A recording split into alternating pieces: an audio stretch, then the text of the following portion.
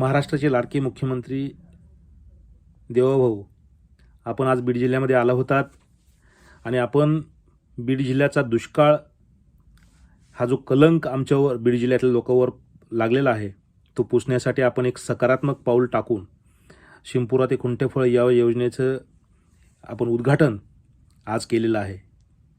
ही खूप मोठी आनंदाची गोष्ट आहे आमच्यासाठी।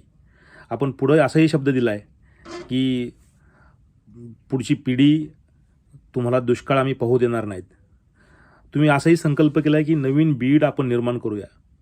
परंतु देवेंद्रजी, आपल्याला कदाचित आज काय काय घटनाक्रम घडलेले आहेत आणि आज काय आष्टी मतदारसंघामध्ये घडलेलं आहे ही कदाचित आपल्याला माहीत नसेल, परंतु एक विदारक वास्तव तुम्हाला मी लक्षात आणून देण्यासाठी हा व्हिडिओ या ठिकाणी प्रसिद्ध करतोय। देवेंद्रजी, मानवी हक्कांचं खूप मोठं उल्लंघन आज आष्टी मतदारसंघात झालं। बीड जिल्हा नवीन निर्माण करायचा आहे 100%, परंतु हे निर्माण करत असताना अगोदर आष्टी मतदारसंघ आपल्याला नवीन निर्माण करावं लागेल। तुमच्याकडे गृह खातं आहे, तुमच्याकडे ऊर्जा खातं आहे।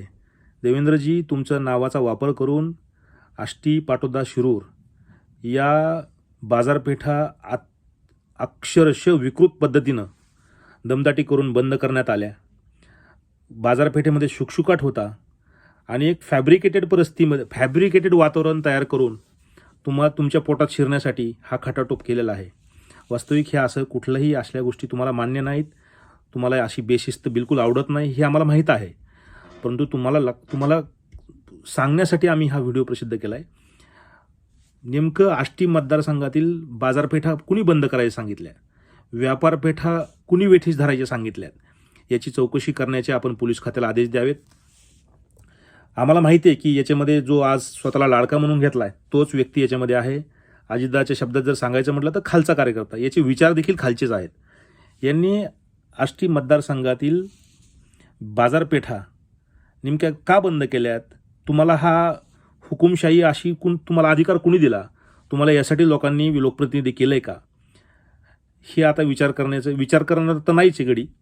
परंतु देवेंद्रजी, आपण एक कुठल्याही परिस्थितीमध्ये गृहखात्र आपल्याकडे आहे, आपलं वचक असला पाहिजे, म्हणून खाली पोलीस अधीक्षकाला आपण आदेश द्यावेत आणि नेमकं बाजारपेठा बंद करून करायला सांगितल्या त्या संबंधित लोकांवर तातडीने गुन्हा दाखल करण्याचे आपण आदेश द्यावेत। दुसरं आपल्याला परत एक लक्षात आणून द्यायचं आहे की शेतकऱ्यांची वीज आज दिवसभर बंद करण्यात आली। खेड्यामध्ये कुठेही वीज नव्हती, लाईट गेली होती आणि लोकांना सांगण्यात त्या विद्युत विभागाच्या, ऊर्जा विभागाच्या लोकांना असं पटवून सांगितलं की देवेंद्रजींचं हेलिकॉप्टर येणार आहे आणि वीज आणि याची अडथळा होऊ शकतो। असं बालिशपणा करण्याचा अधिकार कुणी दिला? हे काम आहे का लोकप्रतिनिधीचं? देवेंद्रजी, आपण असला वायफट लाड अशा लोकांचा खपून घेऊ नका। काळ 100% सोकावेल, मी तुम्हाला सावध करू इच्छितो।